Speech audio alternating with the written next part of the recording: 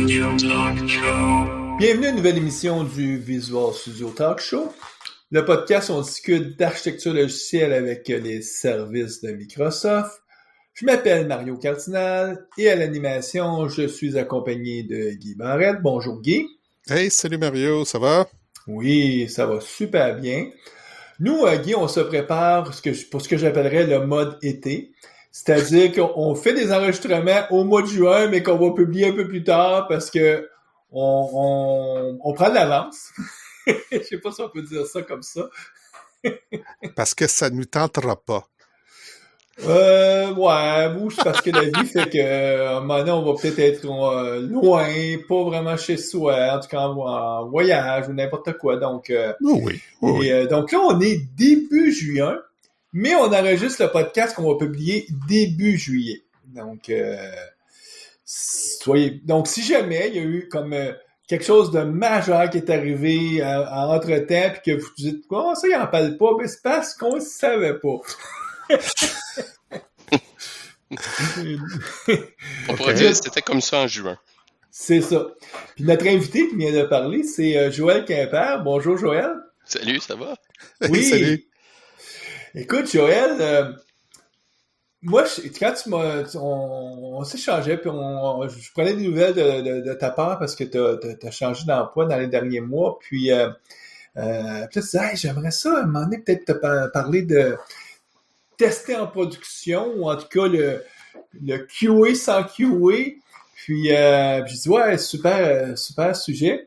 Puis je te disais il y a quelques minutes avant qu'on démarre l'enregistrement que l'émission qu'on vient de publier il y a quelques jours au mois de juin avec Vincent Biret, que Vincent référait à ton dernier podcast fait avec nous qui était sur le Graph Explorer, donc Graph API. Puis, qui disait justement que tu avais bien couvert le sujet. Donc, c'est positif pour toi. Puis, donc, toi, tu sais, essentiellement, tu as vécu beaucoup ces dernières années dans un monde Microsoft 365. Là. Vraiment, c'était ça ton environnement là, ces dernières années. Ouais. Et là, ça va changer un peu. Donc, est-ce que tu peux nous glisser un mot sur qu'est-ce qui arrive dans ta vie? Ben oui, ça va continuer parce que c'est une des choses qu'on couvre. Mm-hmm. Je continue d'être dans le dev. Tu sais, je continue. Moi, je trippe. Je pense que j'ai trouvé mon filon là. C'est vraiment, moi je trippe. Je suis avec une équipe de dev.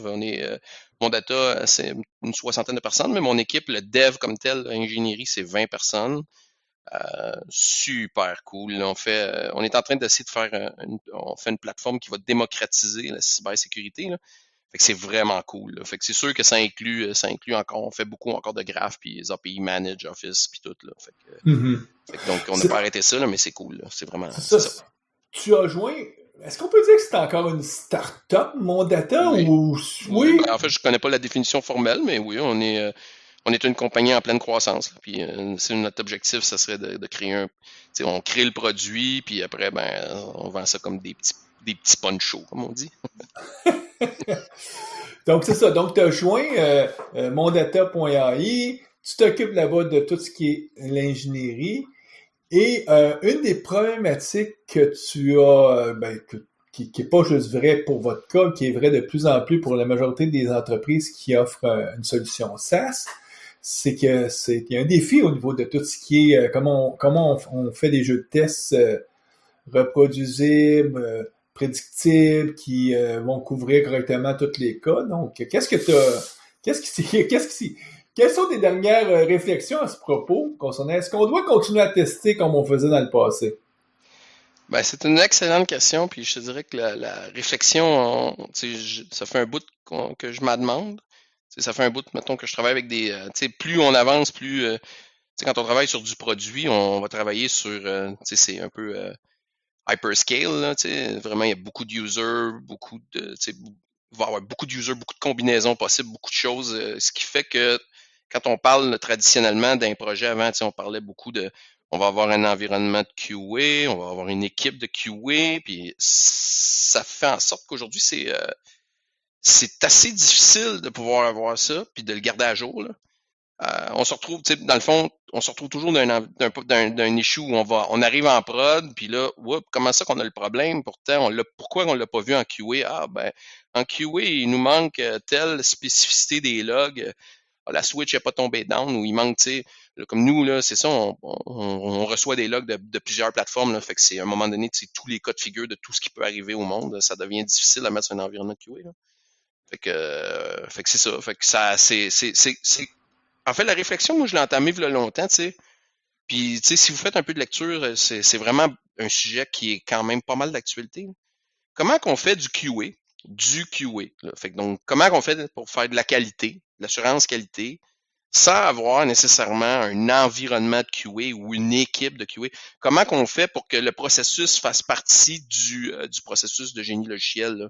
C'est directement. Il y a des choses qu'on peut faire qui font en sorte que ben les environnements de QA comme tels, c'est pas le même besoin qu'on a pour pouvoir s'assurer. Parce qu'on veut, c'est pas nécessairement l'assurance, c'est pas le QA traditionnel là, que OK, fonctionnel, j'accepte les features, c'est pas nécessairement ça qu'on parle, mais c'est vraiment là, que tous les tests, qu'il n'y a rien qui va planter, qu'on arrive en production puis qu'on se retrouve pas, oups, que tout se met à péter. Là.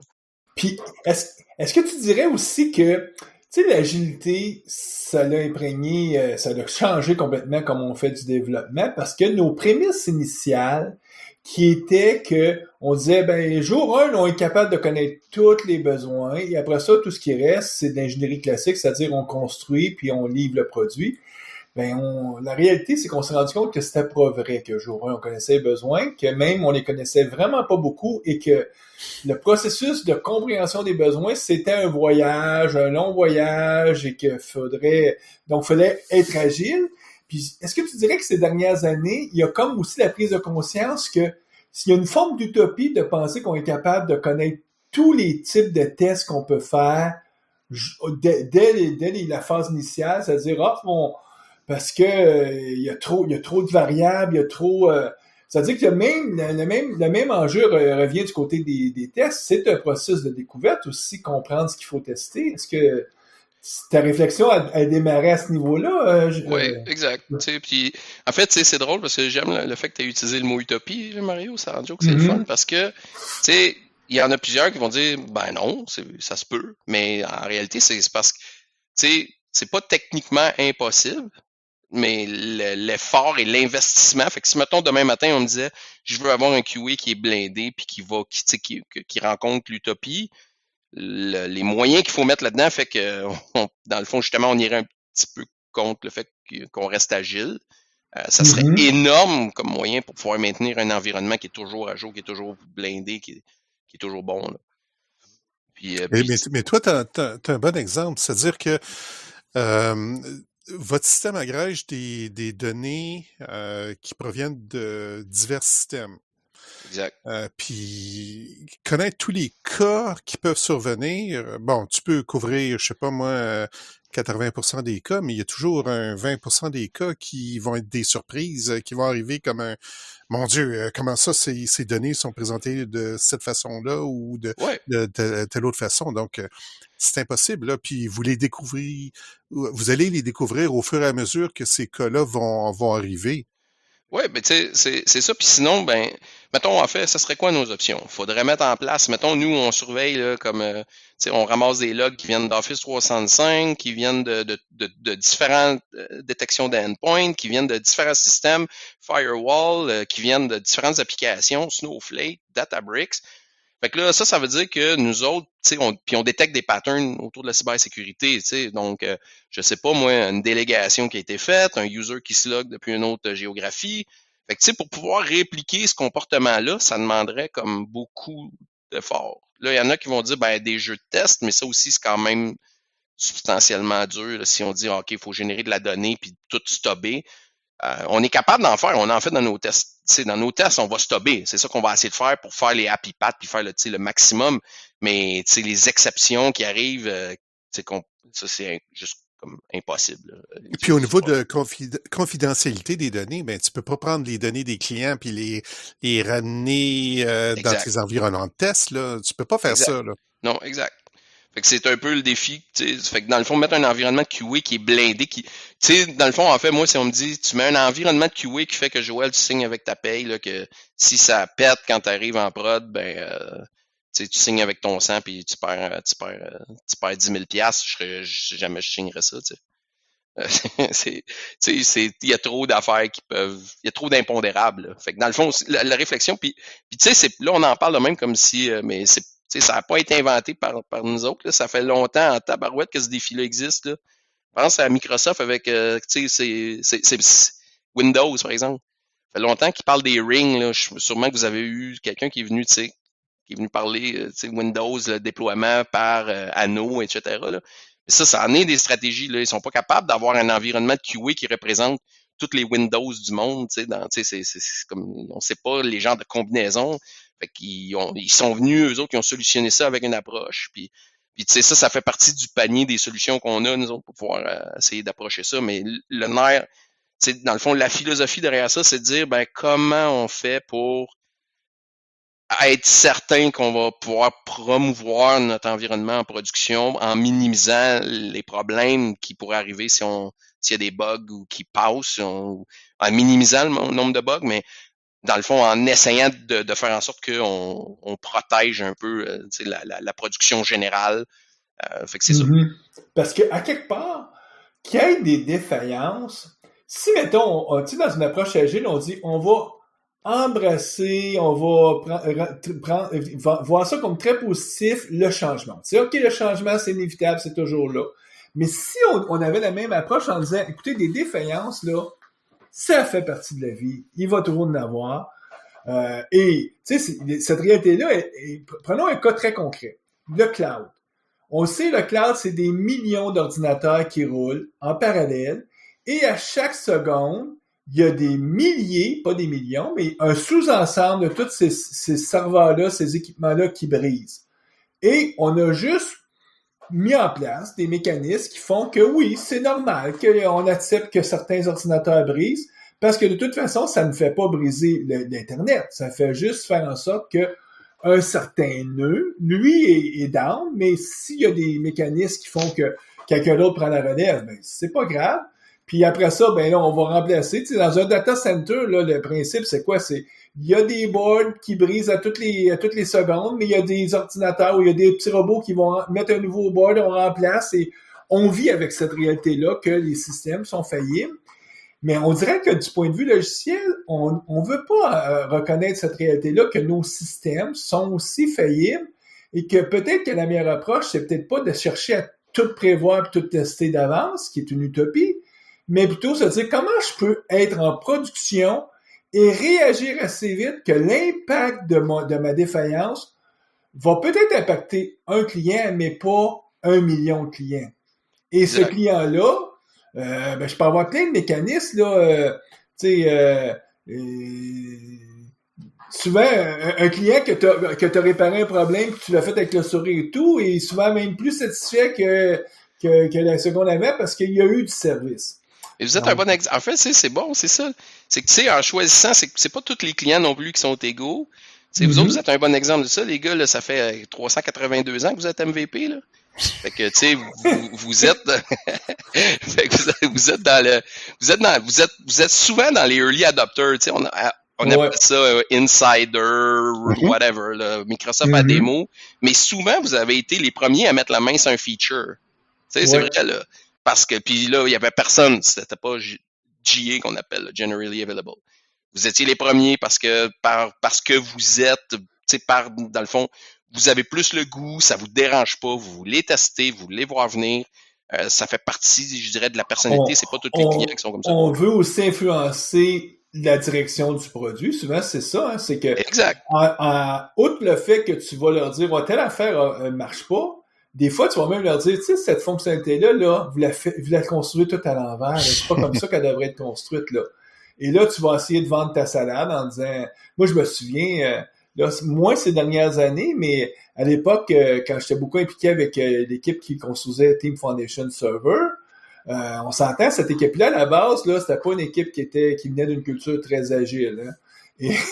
Et quand on voyait ce qu'ils voulaient faire comme outil, souvent on leur disait non, c'est pas comme ça, il faut que ça s'aligne pour qu'on puisse justement adopter le changement et on influençait à tel point que souvent, on réussissait à changer même leur fusil d'épaule parce que là, tu leur fais voir, il y a un processus gagnant-gagnant là-dedans. Donc, Exact. Fait que dans le fond, c'est de dire, si on prend Microsoft, la manière qu'ils fonctionnent en général, mettons ça va être public, là, vous pouvez le trouver. Là. Ils vont avoir différentes choses qui se peuvent. Mais vous le voyez, là, si vous utilisez Outlook, là, il y a un bouton dans le coin qui dit tu veux-tu utiliser les nouvelles patentes? Fait que là, toi, comme utilisateur, tu peux dire non, moi j'utilise juste ce qui est stable, qui est testé.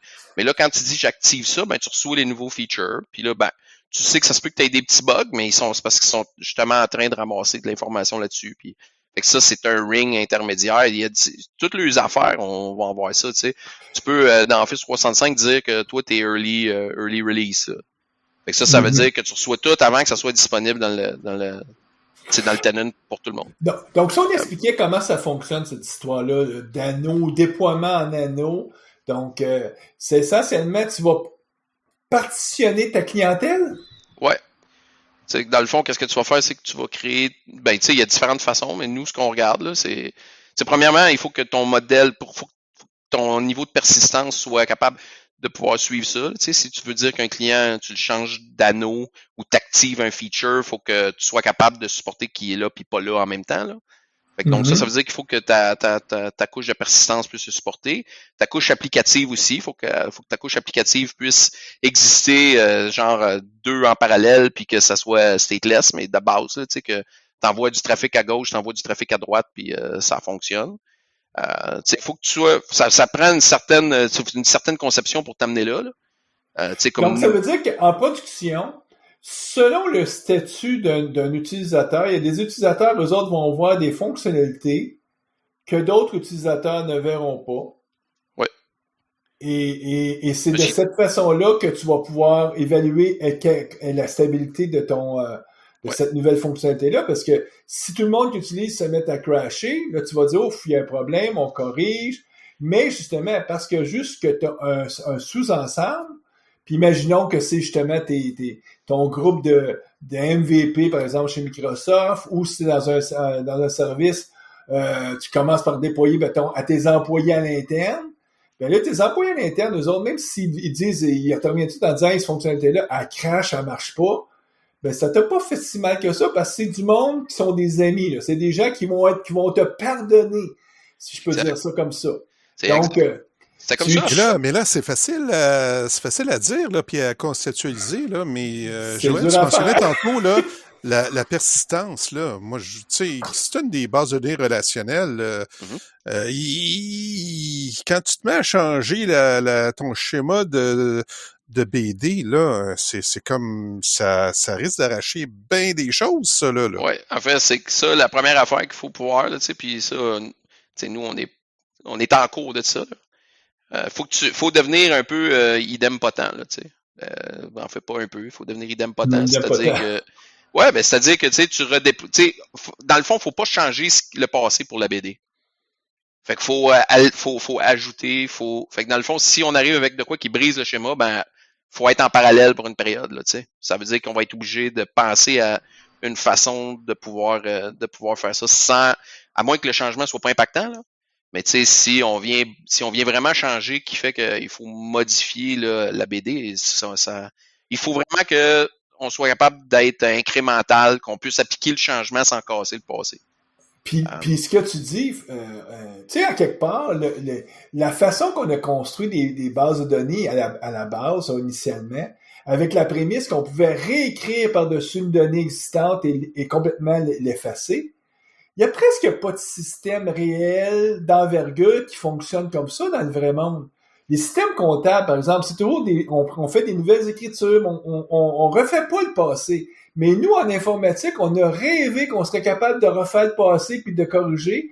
Puis là, ben avec le cloud, on se rend compte que non. Faut cesser d'être aussi, ça c'est une autre forme d'utopie, faut cesser cette utopie-là.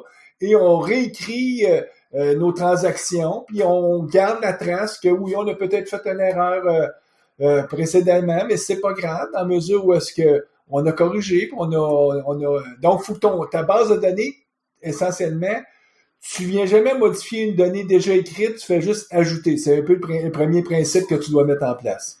Oui. Parce que dans le fond, sinon ça devient difficile. Puis sinon, en fait, à moins, tu sais, il y a différentes options. À moins que tu dises non, c'est fixe ceux qui sont dans mon ring.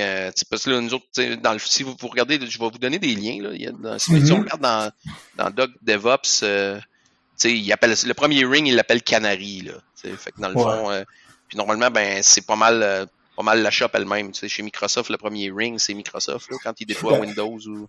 Veux-tu expliquer pourquoi on l'appelle Canary? D'ailleurs, l'histoire est toujours intéressante à rappeler à nos auditeurs. Ouais, ben moi je pense, j'ai pas fait de validation, mais j'ai assumé que c'était à cause du canari dans la mine. Oui, donc dans les mineurs descendaient avec un canari, puis si le canari arrêtait de chanter, c'était le temps de sortir parce que ça voulait dire qu'il y avait un problème d'oxygène qui était pas. Donc, c'était puis les mineurs étaient pas fous. Quelque part, ils avaient dit, vaut mieux sacrifier un canari que sacrifier nos vies. Donc, il aimaient, même parce que c'est sûr qu'ils devaient aimer leur petit canari, là, puis ils devaient être tristes quand il mourait, mais à un moment donné, vaut mieux que ce soit lui plutôt que toi. Donc, ils traînaient avec eux un canari parce que ça leur permettait de savoir, de vérifier toujours la qualité de l'air. Mais comme tu disais, c'est l'impact.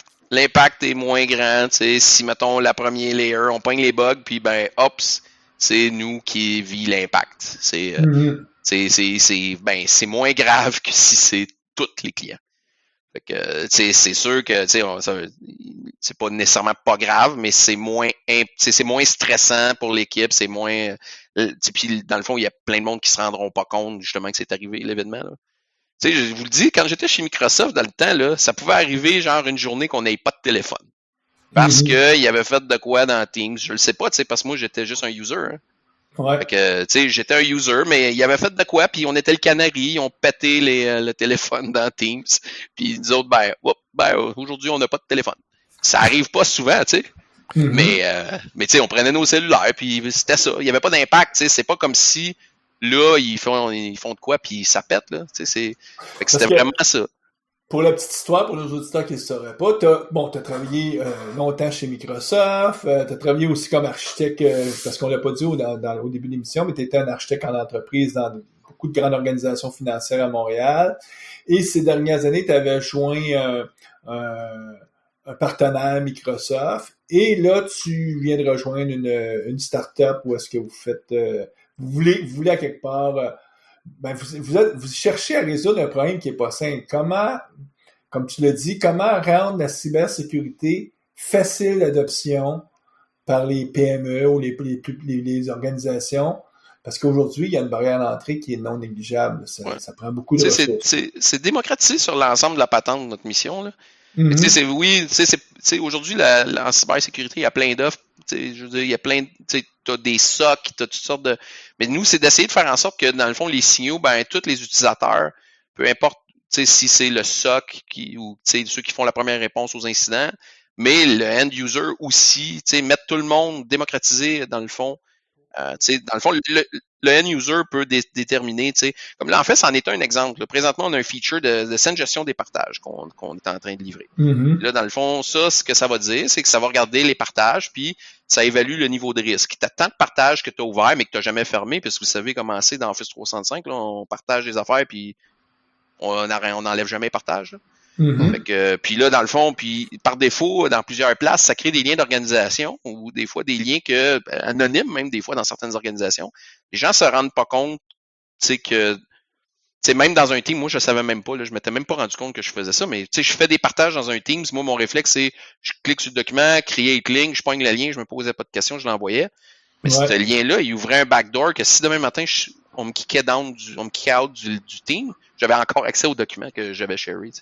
Fait que ça, c'est un exemple, là, mais tout ça, ça a rapport avec ce qu'on parle, c'est que là, on est en train de livrer une nouvelle patente. Mais là, ça, on a déjà des features qui parlent des partages, mais qui sont pas aussi riches. On n'a pas de calcul du risque. Fait que ça, on l'a englobé dans ce qu'on appelle un feature flag, le même bouton que tu as dans... C'est ça, parce que on fait du déploiement par ring, par anneau, c'est-à-dire qu'on déploie à des petits groupes au fur et à mesure, puis pas 100% de notre clientèle. Et une des techniques pour faire qu'une fonctionnalité apparaisse ou non, c'est justement d'avoir en anglais on dit feature flag, donc des drapeaux qui servent à actionner ou désactionner une fonctionnalité. Là, exact. En fait, les deux façons que Microsoft parle, il parle de deux façons, les anneaux, donc des couches qu'on parlait par environnement, comme on disait tantôt, mais il parle aussi de feature flag. Un feature flag, lui, c'est quand tu fais de la fonctionnalité, mais tu le mets dans une balise qui fait que, en fait, nous, présentement, en production, le même code, les utilisateurs qui sont identifiés comme étant dans le feature flag voient la fonctionnalité, puis tous les autres utilisateurs, ils voient pas la fonctionnalité. Ça veut dire qu'on est capable, nous, d'envoyer ça à certaines personnes pour faire nos tests avant d'envoyer ça à tout le monde puis de voir que ça fonctionne ou pas. Là. Et avez-vous pris la décision d'utiliser, parce qu'il y a de l'outillage pour faire du feature flag, donc de prendre de l'outillage parce que à la base, on se dit, c'est assez simple cette histoire-là, c'est juste finalement un champ booléen true false. Donc, on pourrait implanter notre propre système de feature flag et rapidement, on voit qu'il y a une certaine complexité parce que quand tu commences à en avoir plusieurs, donc est-ce que pour vos besoins, vous allez aller en utilisant une plateforme ou vous allez construire quelque chose de plus maison? L'équipe a construit. Pour la première version, on l'a fait maison.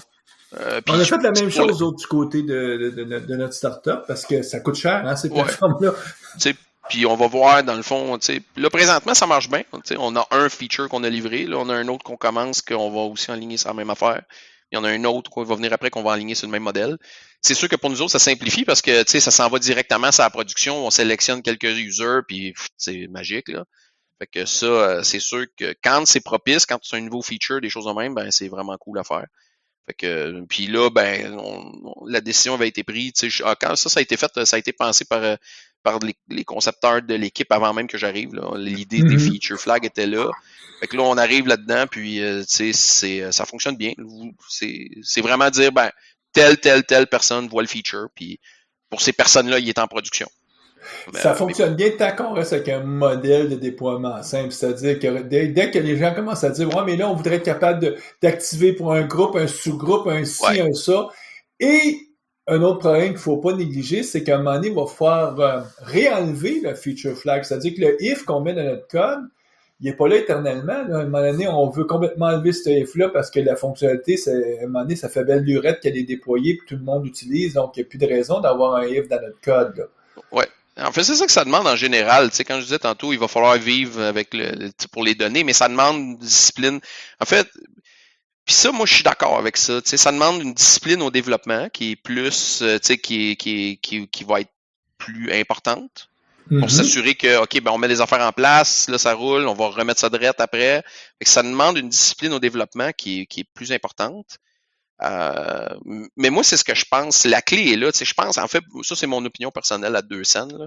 Mais je pense qu'une équipe de QA, c'est la pire erreur qu'on peut faire parce que c'est un peu comme, c'est un peu comme dire aux développeurs, t'as le droit d'être lazy, t'as le droit d'être paresseux, puis le QA va tout pogner. Puis c'est un peu comme mettre de la guerre là-dedans, parce que le QA va voir une affaire, le développeur va, c'est un petit peu déresponsabiliser. Ça, puis comme je vous dis, c'est mon opinion à 5 cents, c'est déresponsabiliser le dev. Là.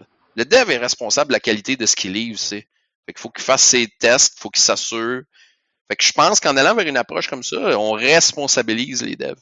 Ça, c'est ma vision. Puis je pense que le dernier podcast qu'on a publié en juin, on demandait à Vincent Bérec chez Microsoft, le rôle de testeur, puis il dit non, ça n'existe plus, on est tous des développeurs parce que tu es responsable de créer tes tests, pas juste tes tests unitaires, c'est faux de construire de l'outillage pour tester parce que la réalité, c'est que maintenant, tu es responsable de ton déploiement, tu es responsable de bout en bout. Ouais, exact. Tu sais, moi, ça fait un bout que je pense de même, là, sans joke, là. On peut pas déresponsabiliser les devs de la qualité. Tu sais, oublions les termes, là, mais c'est in fine, ce qu'on veut, c'est livrer un produit de qualité.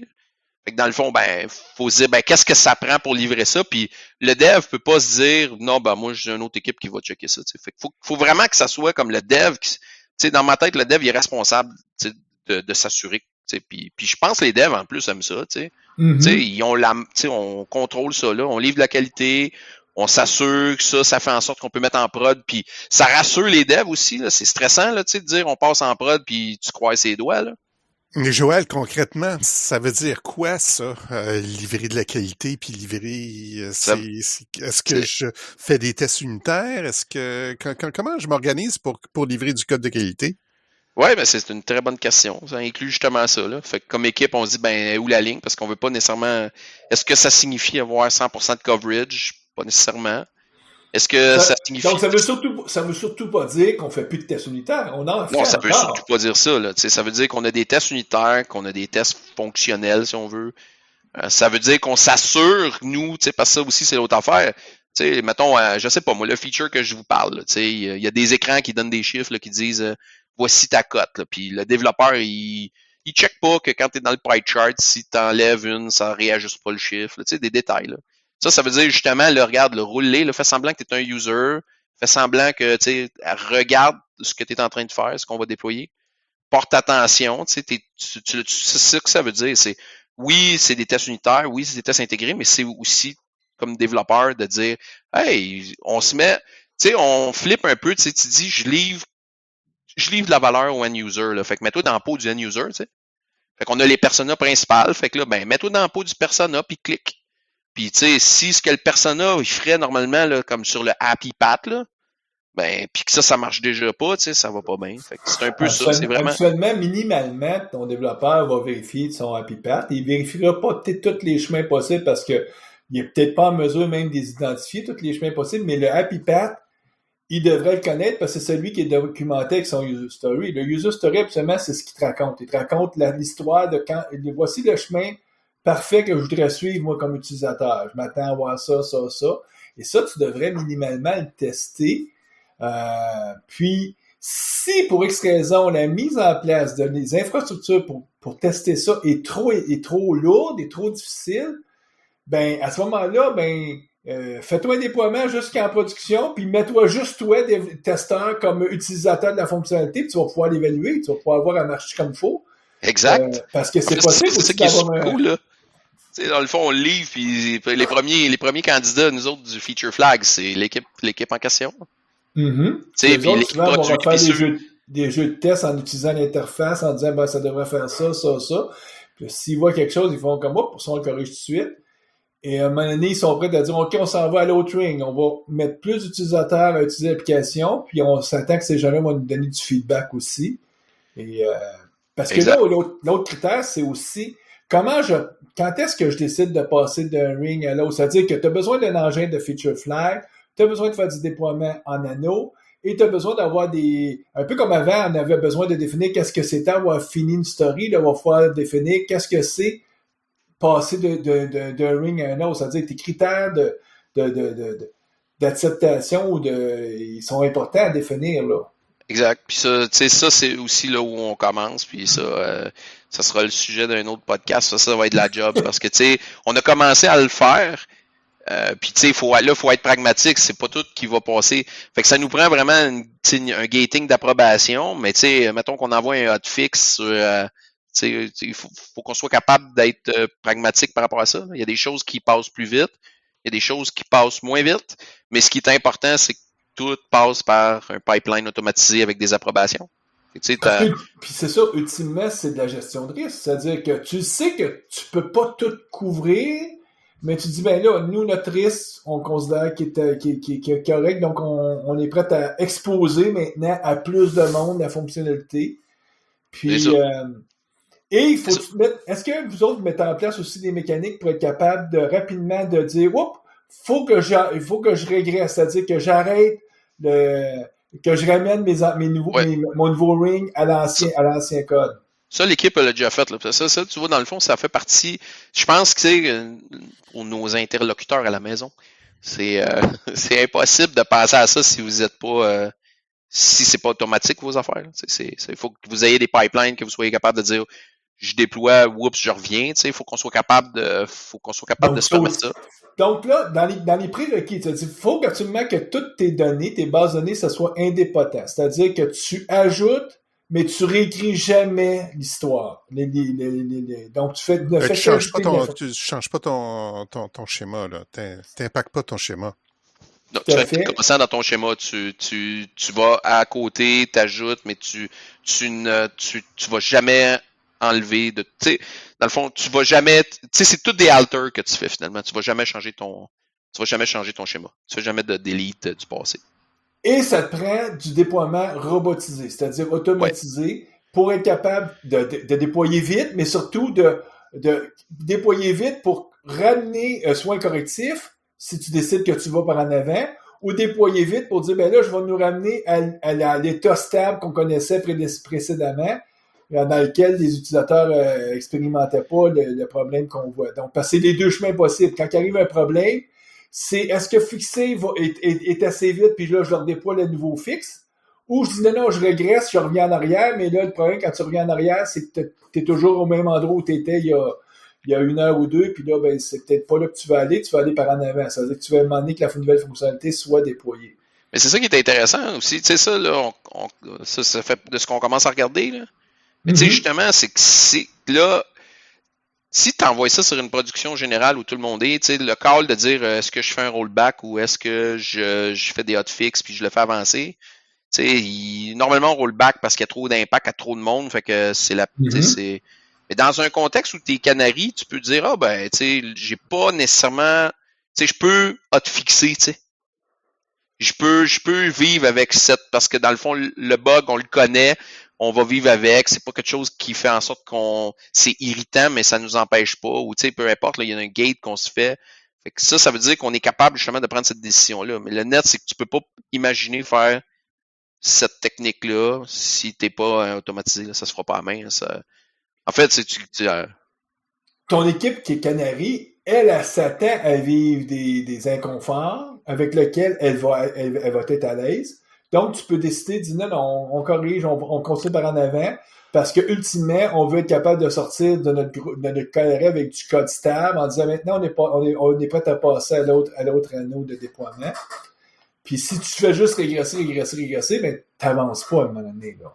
Exact. Fait que ça, les rings, ça permet de dire, ben, en fait, c'est toute cette approche-là, puis comme on en parle depuis le début, là, c'est pas de quoi de magique, là.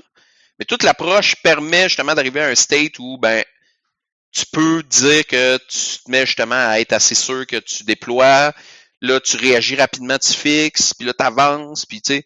Fait que dans le fond, ça permet d'avoir une situation où, ben, ça smooth au bout, le fait de déployer des nouvelles, tu sais, des nouveaux features. Mais pour être agile comme ça, là, tu peux pas déployer une application monolithique, là, toute la patente là, du shot, là, il faut que tu ailles petit morceau par petit morceau. Fait que c'est ça, mais ça, c'est la chance d'être une start-up avec un produit qui a été bien conçu avec les technologies modernes. C'est tout déjà brisé.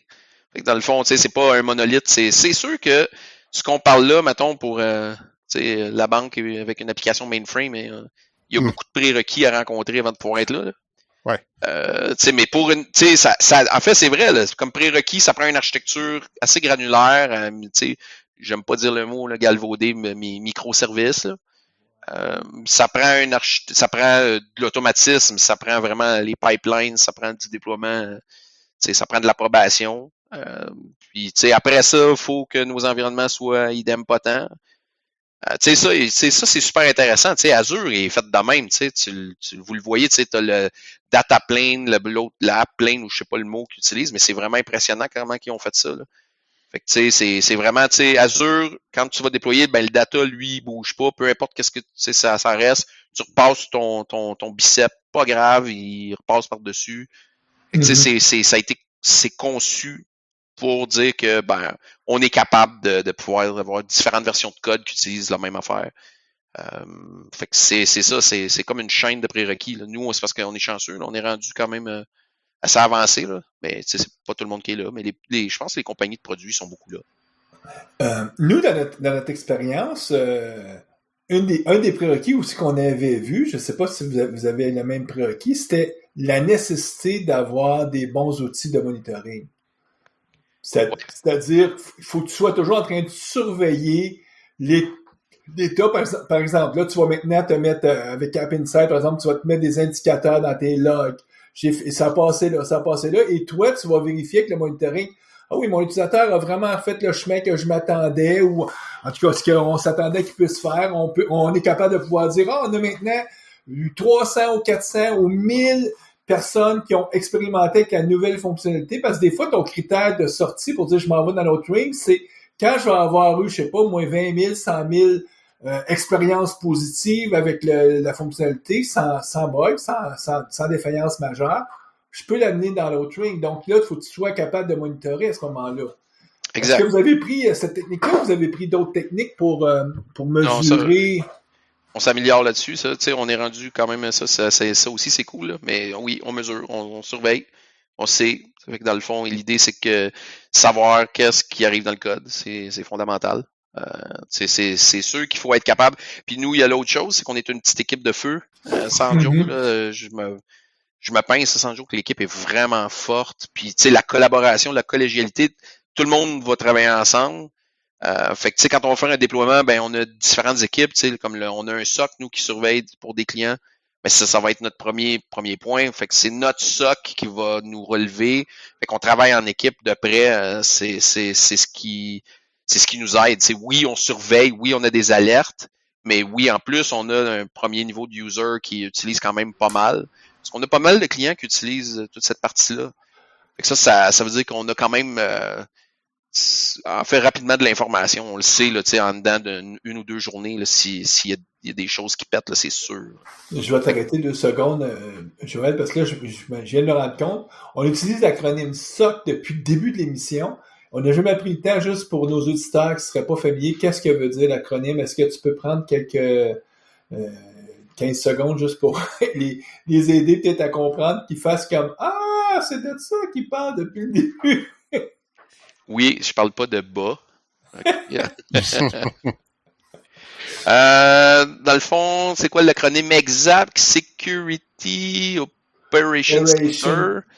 Tu sais, je pense, là, en fait, on utilise tout le temps ça, mais c'est une équipe de sécurité qui reçoit tout, là, qui va recevoir les alertes, qui reçoit le oups, présentement, Mario est en train de se connecter comme une bête à partir du Donc, c'est ton équipe opérationnelle qui est toujours en train de vérifier la sécurité de tes systèmes.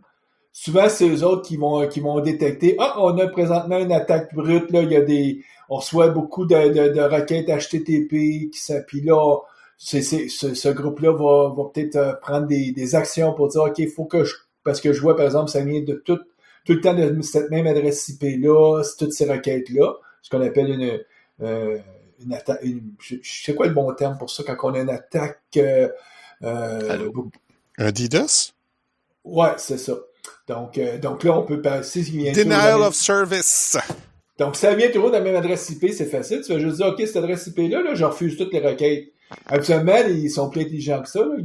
Ils alternent ils ont comme un pool d'adresses IP. Fun fact, c'est que, tu sais, dans ma carrière, j'ai fait autant du côté projet que produit, des choses comme ça. Puis c'est intéressant de voir. C'est complètement deux mondes séparés, là. Puis, mais c'est drôle à quel point, en projet, les gens vont avoir tendance à dire, je vais essayer de designer ma chaîne logicielle comme des produits, quand c'est assez compliqué, tu sais. Puis si vous preniez, mettons, dans un de mes anciens jobs, justement dans le financier, tu sais, on parle d'une équipe, genre, de 50 personnes là, au développement, qui supporte combien d'applications, vous pensez, tu sais? T'sais, un chiffre comme ça, mettons, là, t'sais. Combien d'applications 50 devs vont supporter dans une place financière? J'imagine des dizaines.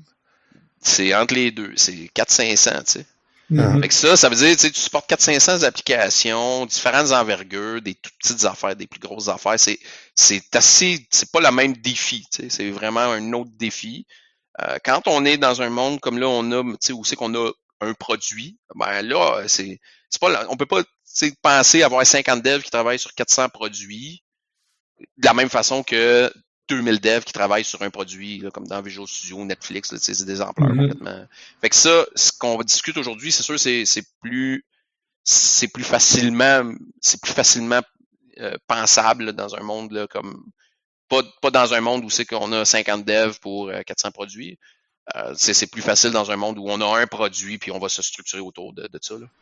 Mais c'est ce qui va être de plus en plus le futur du développement logiciel, c'est qu'on va créer des solutions SaaS, puis on va plutôt, au lieu de les vendre que ce soit des solutions maison qu'on a développées pour un employeur, ben ça va être plus des solutions qu'on va viser à avoir un marché global, planétaire, pour lequel on peut avoir 1000, 2000, 10 000, 5000, 100 000 clients.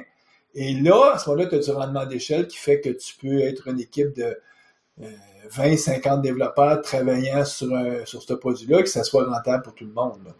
Ben, c'est ça. Fait que ça, mis en place, c'est quand on arrive à une certaine vélocité de développeurs sur un produit. Puis, ça fait que c'est sûr que c'est plus applicable à ce domaine-là.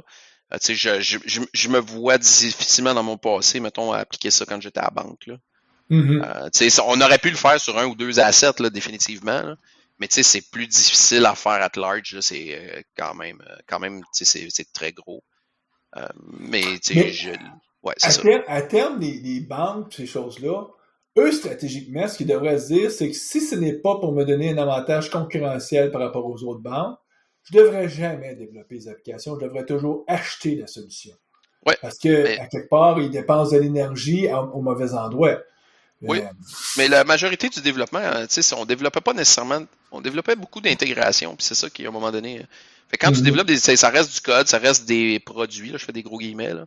Mais tu sais, quand tu développes, mettons, ça c'est difficile, on finit tout le temps à avoir, tu sais, parce que toutes les compagnies sont buy versus build, là, mais on finit tout le temps d'avoir beaucoup de code pour coller tout ça ensemble, puis ben, ça reste pareil. Je pense que, tu sais, c'est sûr que, ça c'est mon opinion encore une fois, mais je pense que les compagnies, les grosses compagnies là, comme Desjardins, Banque Nationale, toutes les grosses compagnies comme ça, il y aurait avantage à regarder leur portfolio informatique comme du produit plutôt que du projet. Mais, parce que c'est pas la même notion. Quand on gère un produit, on gère un cycle de vie de cet asset-là. On gère un asset. Là. Quand on gère un projet, on gère plus un timeline. Fait que, combien de fois qu'on a vu un projet qui arrivait dans ses budgets, ses coûts et son temps, seulement parce qu'on avait pelleté un paquet de problèmes qu'on avait juste décidé que ben, ça sera quelqu'un d'autre qui s'en occupera. Ça impacte ton produit, puis au bout du compte, c'est ça qui est. Fait que, mais si moi, c'est sûr que moi j'ai tendance à tout penser qu'on devrait tout adresser comme des produits. Puis là, ben c'est sûr que là, dans ce cas-là, ben ça pourrait être applicable. Mais c'est quand même. Il faut rencontrer les prérequis. Fait que ça prend une architecture que tu es capable d'avoir plusieurs versions du code qui roulent en parallèle, puis que tu es capable, selon un algorithme quelconque, d'envoyer une quantité de users à la première version de code, deuxième version de code. Fait que ça prend cette capacité-là. Ça prend des automatisations full pin. Fait que tu sais, les prérequis font que ça, c'est pas nécessairement facile dans un contexte là, de dire je vais prendre mon parc puis je vais le flipper là. En tout cas, c'est sûr, c'est beaucoup plus facile quand c'est une nouvelle application que tu construis dans un monde greenfield, parce que si tu fais de la maintenance et de l'évolution de systèmes existants, ces approches-là sont pas très, très réalistes. En tout cas, pas aujourd'hui. Peut-être que dans 10-15 ans, ça va devenir, on va trouver des chemins, mais là, aujourd'hui, c'est plus les gens qui construisent des nouveaux systèmes qui sont en train de paver la voie, d'essentiellement de trouver les techniques.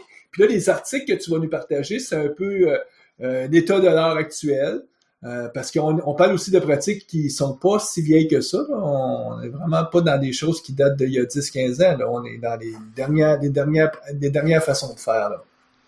Ouais, exact. Puis c'est ça qui est cool. Puis moi, j'aimerais faire un appel à tous, là, tu sais, ceux qui vont écouter ça, que le sujet vous intéresse, que vous avez des apprentissages. Moi, contactez-moi sur LinkedIn. Là, c'est un sujet que nous aussi, on regarde, puis fait que dans le fond, je suis tout le temps ouvert à échanger, là, c'est tout le temps super cool, vos apprentissages, puis tout, là. Là, on en parle, nous, on est à un certain step, il y a comment on est en train de s'aligner, qu'est-ce qu'on va être capable de faire cette année, mais en fait, si parmi les auditeurs, il y en a qui, n'hésitez pas, là, contactez-moi sur LinkedIn, puis ça serait super intéressant d'en parler.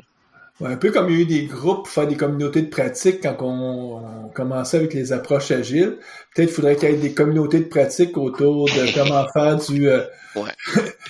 des rings. On pourrait appeler ça les Nyon Rings. Oh boy. Oh. T'as-tu encore ton petit bruit de pouch qui... Je vais en trouver, hein. Ben, sur cette Onion Ring-là, Joël, on va te remercier. Je pense que je pense que c'est un sujet qu'il faut aborder, puis qu'on n'avait pas, malheureusement, pas encore vraiment discuté au podcast. Et on va espérer que ça va avoir donné, en tout cas, été une bougie d'allumage pour certains de nos auditeurs, puis peut-être que, puis on souhaite que beaucoup de nos auditeurs vont faire comme, vont dire, ben nous, on connaît déjà ça, on fait déjà ça, tant mieux si c'est le cas. Hein? Ben oui. Puis sinon, si c'est une nouveauté pour vous, ben n'hésitez pas à aller voir les liens qu'on va mettre sur la page web. Puis c'est une bonne façon de pouvoir en savoir un peu plus. Merci les gars, c'est super cool. J'apprécie tout le temps avoir une jasette avec vous autres. Cool. Mm-hmm. Ben nous, on va souhaiter à nos auditeurs bonne continuité, bonne programmation. Et on va les revoir le mois prochain pour un autre podcast Visual Studio Talk Show. À la prochaine. Au revoir.